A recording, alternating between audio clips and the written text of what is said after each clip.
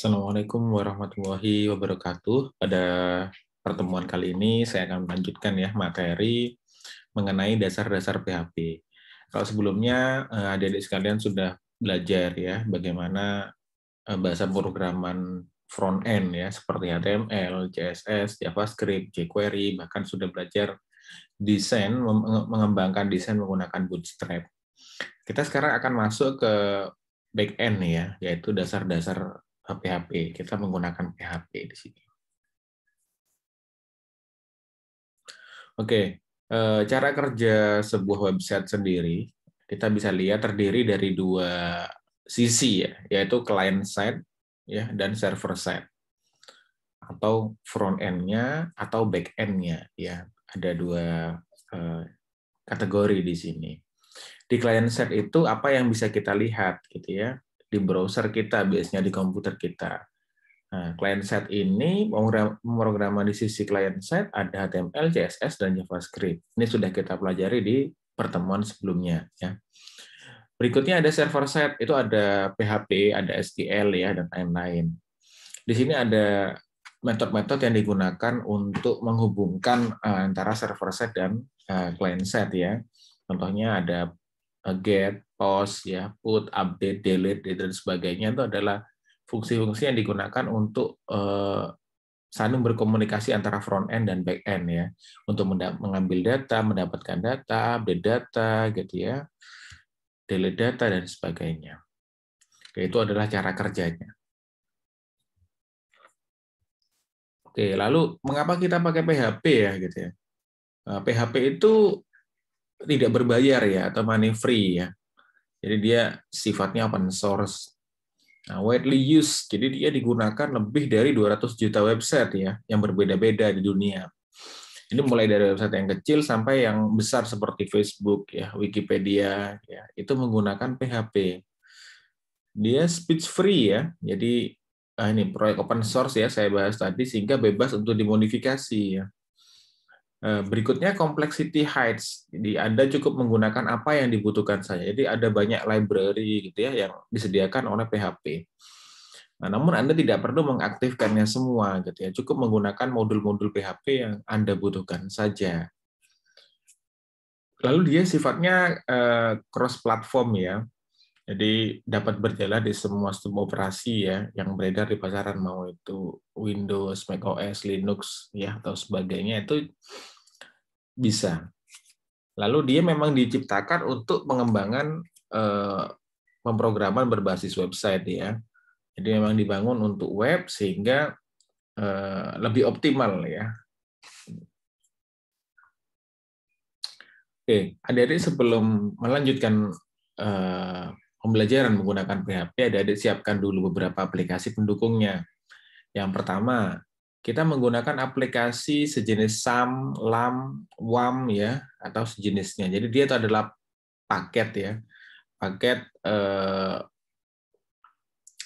aplikasi ya, di mana di dalamnya sudah ada SQL-nya gitu ya, biasanya menggunakan MySQL, bisa menggunakan PostgreSQL, dia di dalamnya sudah ada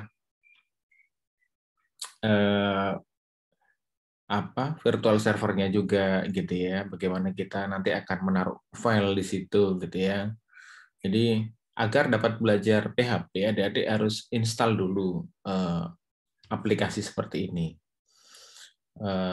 Berikutnya kita juga bisa menggunakan server yang sungguhan gitu ya. Mungkin nanti kita akan mencoba menggunakan server lokal yang ada di Fasilkom ya. Lalu menggunakan server yang dipasang pada VirtualBox ya, bisa juga. Jadi kalau yang pertama ini berarti membuat virtual server ya yang ada di komputer kita ya, yang seolah-olah ada di komputer kita. Lalu menggunakan server fisik sungguhan, lalu menggunakan server yang ada pada VirtualBox ya. Jadi ada 3 cara gitu bagaimana kita dapat bekerja dengan PHP. Saat ini ada PHP versi terbaru ya, versi PHP 7 ya. Jadi PHP ini lebih cepat ya, lebih cepat dari versi sebelumnya yang populer ya, contohnya PHP 5.6. Apa ya peningkatannya ada pada error handling ya. Jadi penanganan errornya, lalu mendukung ini function argumen. Jadi penulisannya lebih strict ya. Lalu mendukung operator-operator baru. Ini contohnya ada operator spaceship operator ya. Ada beberapa operator lain yang dikenali pada PHP 7 tapi tidak dikenali di PHP versi lebih rendah gitu ya. Itu bedanya ya. Versi-versi pada PHP. Oke. Basic PHP sintaks ya. Jadi PHP itu dimulai dengan script ini ya. Kurang dari tanda tanya PHP, lalu kita tuliskan skripnya di dalamnya, lalu diakhiri dengan tanda tanya lebih dari. Ini seperti ini. Jadi dia ada di tengah-tengahnya ya, skrip PHP. Kalau di luar ini berarti dia bisa saja bukan skrip PHP ya. Contohnya, nah ini sebentar lagi saya akan bercontoh. PHP itu sifatnya case sensitif ya, mirip Java. Dia penamaan variabel itu bersifat case sensitif, jadi huruf besar, beda huruf besar itu berpengaruh. Tapi tidak berpengaruh terhadap fungsi operator seperti if, else, while, echo, class, function. Nah, itu tidak case sensitif ya. Dia masih bisa dikenali walaupun menggunakan huruf kecil, huruf besar. Lalu file PHP biasanya berisi tag HTML juga gitu ya. Jadi nggak mungkin sebuah file PHP itu ya hanya terdiri dari bahasa PHP sendiri. Ya memang bisa ya, tapi seringkali dia ada di dalam sebuah dokumen bertipe HTML, contohnya seperti ini ya. Sama seperti HTML dan CSS gitu ya. Kita bisa meletakkan pada satu file ya, itu bisa. Jadi ya kita kenalnya link ya. Menggunakan model linked ya. Jadi melingkan embedded ya, mohon maaf. Jadi ada di dalam file HTML-nya gitu ya. Seperti model HTML dan CSS, ada file HTML, di dalamnya ada script CSS-nya. Sama seperti itu. Nah, di echo hello world ini adalah statement untuk menampilkan string ya, echo.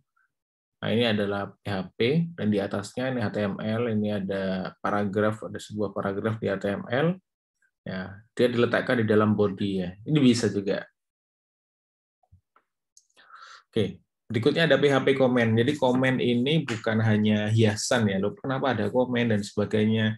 Jadi komen itu memudahkan kita untuk memberikan dokumentasi pada skrip program kita. Jadi misalnya kita kerja secara berkelompok ya, teamwork gitu ya.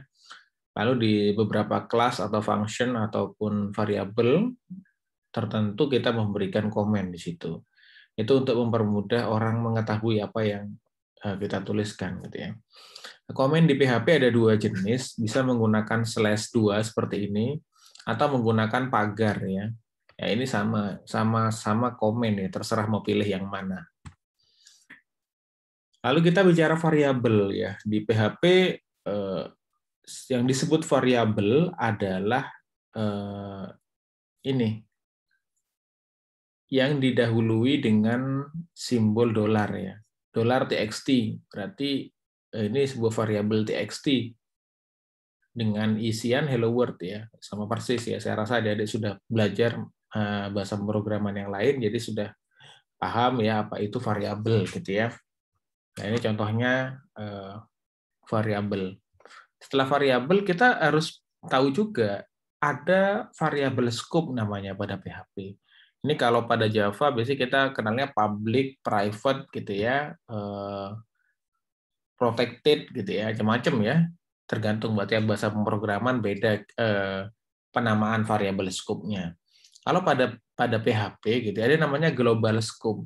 Global scope itu berarti variabel itu dapat diakses oleh kelas atau fungsi yang lain ya di luar itu. Contohnya ada fungsi myTest ya. Nah, di sini kita akan menampilkan nilai X gitu ya. Nah, nilai X ini ada di luar fungsi myTest. Jadi dia disebut global scope ya. Variabel itu variabel global gitu ya. Lalu ada variabel lokal ini. Jadi variabel itu ada di dalam function atau kelas tertentu. Maka dia disebutnya local scope. Nah, berikutnya ada static. Nah, jadi static ini bisa digunakan untuk kasus-kasus tertentu ya. Misalkan di sini modelnya static itu mirip seperti lokal ya. Pasti dia modelnya lokal ya karena ada di dalam sebuah function atau kelas tertentu. Dia dideklarasikan terlebih dahulu menggunakan parameter statik ini. Statik, terus variabel X tadi dengan nilai 0. Jadi ada kalanya kita membutuhkan nilai ini gitu ya. Misalkan untuk pekerjaan yang lebih lanjut gitu ya, kita membutuhkan nilai 0 ini. Ya, misalnya di bawah gitu ya ada beberapa fungsi yang lain yang kita panggil gitu ya, membutuhkan nilai awalan gitu ya. Dan itu bisa kita gunakan model statik. Nah, ini lumayan sering digunakan ya, yaitu print statement ya. Kalau pada Java kita kenal ada print, println dan sebagainya. Kalau pada PHP ada echo, ada print ya. Nah, modelnya sama, dia sama-sama menampilkan ya, menampilkan pada konsol ya. Kalau pada PHP ya menampilkan pada browser kita gitu ya. Di sini kalau menggunakan echo sama ya diselingi petik 2 ya. Sama, print juga sama. Jadi kita bisa memilih salah satu menggunakan yang mana. Data tipe di PHP ada beberapa ya yang harus adik-adik pahami. Yang pertama adalah string ya. Jadi string ini berupa huruf ya, huruf atau angka tertentu gitu ya. Tapi dia dihitungnya string ya, bukan integer ya, walaupun ada kombinasi angka di sini misalkan. Oke, berikutnya ada integer, ini berupa angka bilangan real ya, bilangan tanpa koma ya, itu integer. Kalau float itu, nah ini biasanya dikenal juga dengan kata double ya. Ini float dan double itu sama pada PHP. Jadi untuk mengcover angka yang ada komanya gitu ya, desimal. Berikutnya ada boolean sama seperti yang lain yaitu true or false ya nilainya. Berikutnya juga ada array. Jadi array di sini menampung banyak data ya. Ini akan kita bahas di bab selanjutnya, ada bab khusus tentang array. Ini contohnya saya punya array dengan nama variabelnya cars. Di sini dimulai dengan statement array, lalu ada nilainya. Ya, kalau ada seperti ini indeksnya 2, 0, 1, 2. Berikutnya ada objek ya. Jadi kita dalam sebuah kelas ya sama seperti bahasa pemrograman yang berbasis object oriented programming berarti dia berbasis objek. Oke, kalau kita objek berarti ya ini kita bisa pada sebuah kelas kita menginisialisasi objek baru, instance baru ya. Jadi ini my car sama dengan new car ya. Sama saja. Jadi ini instant yang baru. Nah, di dalamnya ada fungsi apa? Di mobil itu ada warnanya, ada modelnya gitu ya. Nah, di sini di function tersebut nanti kita akan memanggil mobil itu warna apa, modelnya apa gitu ya. Jadi hampir sama dengan bahasa programan yang sebelumnya yang adik-adik sudah pelajari.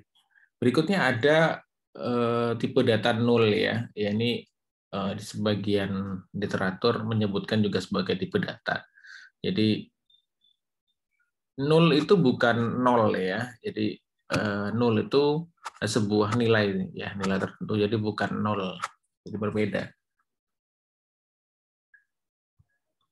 Oke, mungkin itu yang bisa saya sampaikan. Jadi pada pertemuan pertama, pertemuan awal, bukan pertama ya maksud saya, tentang PHP, adik-adik bisa mencoba untuk menginstal dahulu apa yang dibutuhkan untuk mempelajari PHP. Oke, mungkin seperti itu. Kurang lebihnya mohon maaf. Assalamualaikum warahmatullahi wabarakatuh.